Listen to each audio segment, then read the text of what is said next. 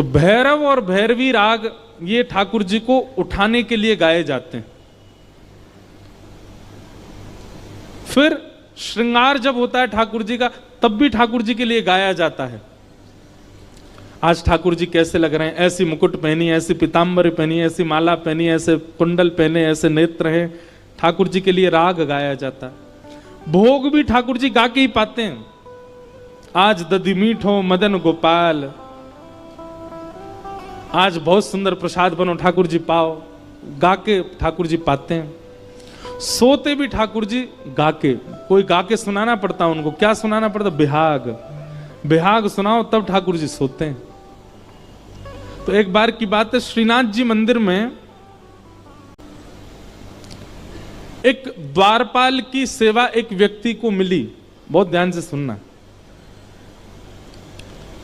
तो उसका नियम क्या था कि रात्रि शयन जब मंदिर हो जाता था, मंदिर बंद हो गए, उसके बाद वो आता था। शिफ्ट चेंज होती थी, सुबह से जो द्वारपाल था वो चला जाता था, रात का द्वारपाल रहता था और वो रात भर जगता था। सुबह मंगला होती थी जब ठाकुर जी की, तो मंगला दर्शन करके फिर वो अपने घर जाता था। तो मंगला में राग गाया जाता बिहाग, नहीं, मंगला में राग गाया जाता भैरवी। थोड़ा सा सुना, एक लाइन सुनाते हैं ठाकुर जी कैसे उठाया जाता भैरव राग में। मोहन जागिए बलि जई है, लाला जागिए बलि जई, तेरे कारण श्याम सुंदर, मैं नई मुरलिया लई, मोहन जागिए बल जई है, लाला जागिए बल जई। अब रोज यही पद सुनता था वो। सुबह अपने घर जाने से पहले ठाकुर जी का दर्शन करता, मोहन जागिए बल जई हैं, लाला जागिए बल जई हैं। दिन में जाके भोजन करके सो जाता था और रात में जब वो ड्यूटी पे आता था तब तक ठाकुर जी का शयन हो चुका होता था। तो रात भर मंदिर की पहरेदारी करता था और वो रात भर यही गाता था, मोहन जागिए बल जई हैं। और हमारे ब्रज का नियम है, अगर आपने रात में भैरव गा दिया तो आपकी सेवा टूट जाएगी, क्योंकि ठाकुर जी उठ जाएंगे, फिर आपको मंगला करनी पड़ेगी ठाकुर जी की। ठाकुर जी की नींद कितनी कच्ची। कोई भैरव रात में गा दे गलती से अगर, तो ठाकुर जी उठ ही जाते हैं। और रात भर मंदिर की पहरेदारी करता, मंदिर के सब लोग तो सो गए जाके, और रात भर गाता, तेरे कारण श्याम सुंदर। और वो तो भाव से गाता था, लेकिन भीतर स्थिति क्या होती, गर्भगृह में भगवान उठ के बैठ जाते। पूरे दिन दर्शनार्थी आते हैं, दर्शन करते हैं, खड़े खड़े हमारे पांव थक जाते हैं। जैसे तैसे रात में सोते हैं, उसमें भी सुबह 4 बजे मंगला कर देंगे आके पुजारी, और जे और रात भर ये बिहाग वो भैरव गाता है।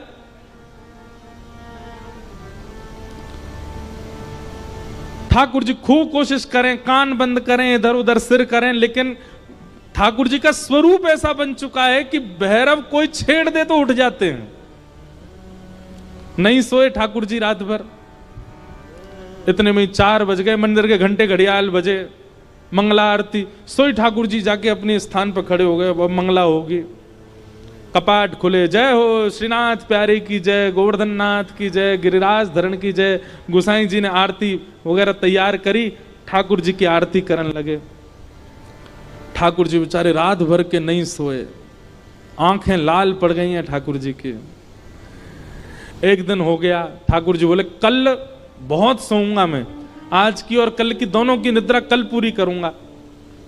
रात में बेचारे गहरी निद्रा में जैसे ही ठाकुर जी सोवे गए, शयन आरती हो गई, ठाकुर जी सो गए, सारे मंदिर के लोग चले गए। और रात में आया ड्यूटी पे, उसने फिर से मोहन जागिए। और वो तो जिसको गाने की लत होती है ना, वो कुछ ना कुछ गुनगुनाता ही रहता है। ठाकुर जी बोले कहाँ करूं, या को याने तो आकर के मेरी सबरी निद्रा भंग कर दी है। 1 दिन 2 दिन 3 दिन हो गए ठाकुर जी नहीं सोए। चौथे दिन बंधुओं ऐसा हुआ कि सवेरे मंगला करने के लिए जैसे ही गुसाई जी आए, सो ठाकुर जी अपनी ब्रह्म वेदी पर खड़े खड़े झोंकाले में। गुसाई जी ने तुरंत पर्दा किया, पर्दा करके जय जय आप सोए नहीं, नेत्र आपके लाल पड़े हैं और ये इतनी निद्रा क्यों आ रही है? ठाकुर जी बोले जल्दी गोद करो, मुझको नींद आ रही है। और ठाकुर जी गोसाई जी की गोद में ही सो गए। गोसाई जी ने ठाकुर जी की पूरी सेज देखी, कोई ऐसा तो नहीं कि भैया चद्दर में कछु घुस गए हो, ठाकुर जी को कुछ चुभ रहे हो, सब देखा लेकिन कोई भी ऐसी बात नहीं। आज श्रृंगार आरती 4 घंटा विलंब से हुई ठाकुर जी सो गए। जब ठाकुर जी उठे श्रृंगार कियो, गोसाई जी बोले जय जय आप सोए क्यों नहीं, कोई पीड़ा आपको? ठाकुर जी बोले तुमने नयो द्वारपाल रखो है, रात भर भैरव गावे, ये सुबह मंगला में भैरव सुन के जावे, फिर रात में आवे, रात भर भैरव सुनावे, मेरी नींद टूट जाए। गोसाई जी को क्रोध आया और गोसाई जी ने उस द्वारपाल को सेवा से हटा दिया। 3-4 दिन निकल गए। अब 3-4 दिन बाद ठाकुर जी की जैसी सुबह सुबह मंगला आरती होने लगी, तो मंगला आरती में फिर देखे ठाकुर जी आज फिर झोंका ले रहे हैं।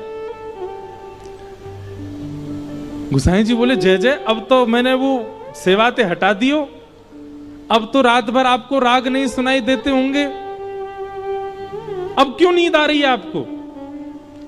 ठाकुर जी बोले अब राग बदल गए, अब हमको भैरव सुन के नींद आती है। अब रात में भैरव सुन सुन करके हमारी आदत होगी, जब तक भैरव नहीं सुनाओगे। अब मंगला में सब भैरव गा रहे हैं, ठाकुर जी को उठाती सब भैरव सुना रहे हैं, अब भैरव गा रहे हैं तो हमको नींद आ रही है, क्योंकि अब उसकी वजह से हमारी आदत हो गई है भैरव सुन के सोने की। और भैया तुमने वाकु सेवा से गलत निकारो, वाकु बुलाओ, वाकु स्वर बहुत अच्छा लगे, अब तो वाके काजे मैं भैरव भी सुनूंगा रात में। इतना ठाकुर जी प्रेम करते हैं गायन से। अपनी निद्रा और अपनी सुसुप्ति, अपनी जागृति, अपना भोग सब परिवर्तित कर देते हैं ठाकुर जी किसी के स्वर पर। एक बात लिख लीजिएगा, अगर किसी व्यक्ति को कंठ अच्छा मिला है, अगर किसी व्यक्ति को कंठ अच्छा मिला है, हम व्यास मंत्र से प्रमाणित अपने हस्ताक्षर करके ये बात कह सकते हैं, अगर वो अपने कंठ का पूर्ण प्रयोग ठाकुर जी की सेवा में लगा दे तो कुछ ना करे, गा गा करके ठाकुर जी को प्राप्त कर लेगा। कंठ की सेवा इतनी प्रिय है ठाकुर जी को। अगर किंचित भी किसी को कंठ मिला है तो, और क्षमा करना, इस जन्म में जिनको कंठ नहीं मिला अगली बार अच्छा प्रयास करना, अगले जन्म में ठाकुर जी कह रहे ठाकुर जी गलो दे दो। और ये बात मैं नहीं कह रहा हूं, अष्टसखा के कुम्मन दास जी कहते हैं कि जिसके पास कंठ है ठाकुर जी उसको निश्चित मिलेंगे, बस वो कंठ से लोक रंजन ना करे, ठाकुर जी को रिझावे। और यदि कहीं गावे भी, कहीं सुनावे भी, तो सबको जोड़ने के लिए गावे। हम इसी बात से बंबई छोड़ के कथा करने लग गए, नहीं तो हम तो संगीतज्ञ बनने जा रहे थे। पर इसी बात से हमारे नाना जी पंडित श्री कृष्णलाल शास्त्री जी ने हमको मोड़ दिया। बोले लोक रंजन मत करे लाला, गले ते करनो है तो श्री कृष्ण रंजन कर। तब से फिर कथा में लग गए। तो जिसने पाया गा के पाया, इसलिए गाना प्रारंभ करो, और स्वर नहीं है तो धीमे धीमे गाओ, पर गाओ।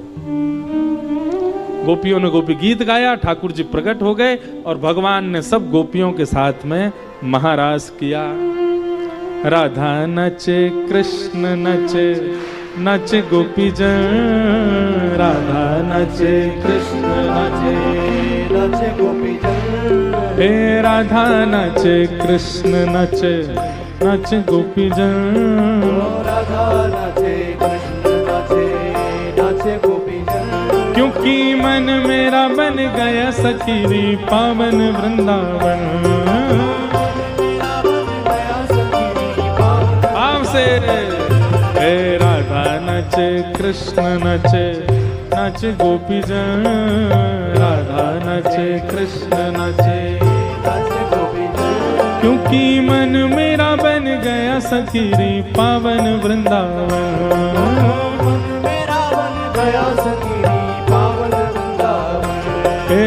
रास रचो है, रास रचो है, आज यमुना किनारे महारास रचो है। रास रचो है, रास रचो है, आज यमुना किनारे महारास रचो है। रास रचो है, रास रचो है, आज यमुना किनारे महारास रचो है।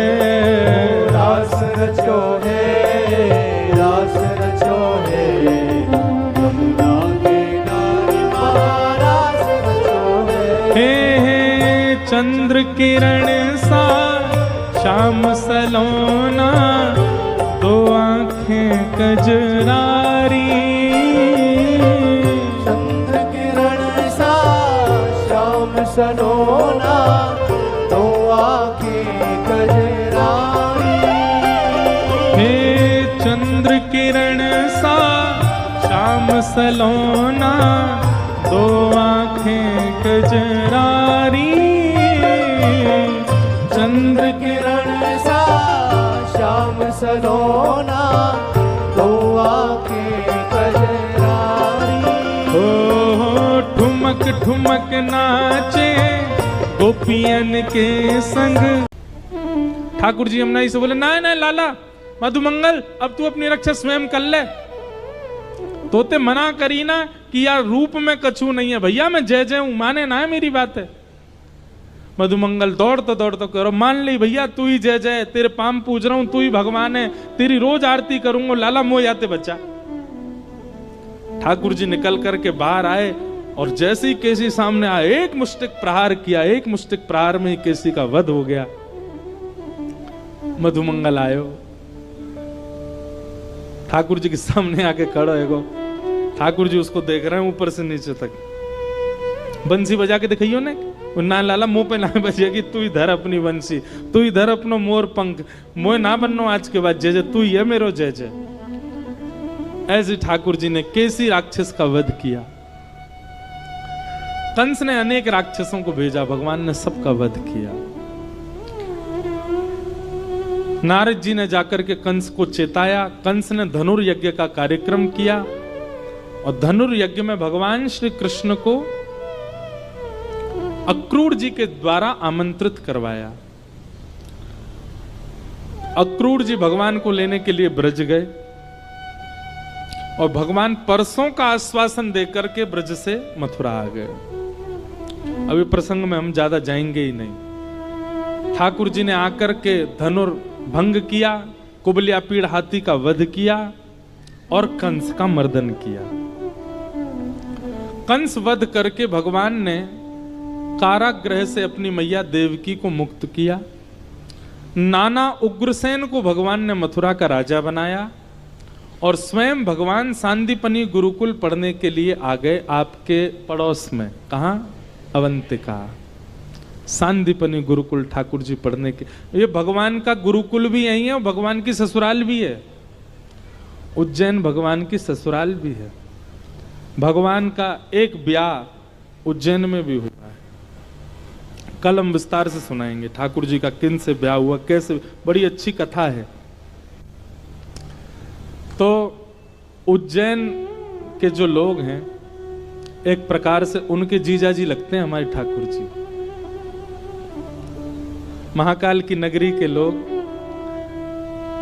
देखो महादेव और ठाकुर जी का प्रेम अटूट है। कई लोग शैव और वैष्णव होकर के फिर आपस में विरोधाभास कर लेते हैं, ये बहुत बड़ा दुर्भाग्य है। महादेव और ठाकुर जी इतने इतने प्रेमी। एक प्रसंग सुन रहा था मैं कि एक बार महादेव अपनी योग निद्रा में बैठे थे, तो योग निद्रा में बैठे बैठे महादेव को शंख चक्र गदा पद्मधारी श्रीमन नारायण गरुड़ पर बैठ करके कैलाश की ओर आ रहे हैं, ऐसा दर्शन हो रहा था स्वप्न में। और ठीक उसी दिन वैकुंठ में बैठे हुए शंख चक्र गदा पद्मधारी लक्ष्मीपति श्रीमन नारायण भगवान को उनकी योग निद्रा में महादेव नंदी पर विराजमान होकर के त्रिशूल हाथ में लेकर के नीलकंठ गंगा प्रवाहित हो रही हैं, वे वैकुंठ की ओर आ रहे हैं, उनको ऐसा स्वप्न दिख रहा था। स्वप्न देख करके दोनों इतने व्याकुल हो गए कि नेत्र खोल करके जब देखा, ठाकुर जी ने जब महादेव को सामने नहीं पाया, महादेव ने जब ठाकुर जी को सामने नहीं पाया, तो दोनों दौड़े। महादेव तो दौड़े वैकुंठ की ओर और ठाकुर जी दौड़े कैलाश की ओर।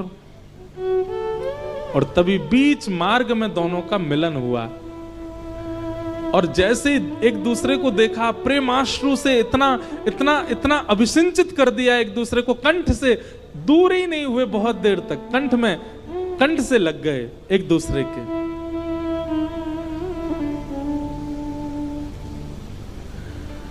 और दोनों के मन में भाव आया कि इतने इतने दिनों बाद मिले हैं, आज कुछ क्रीड़ा करें।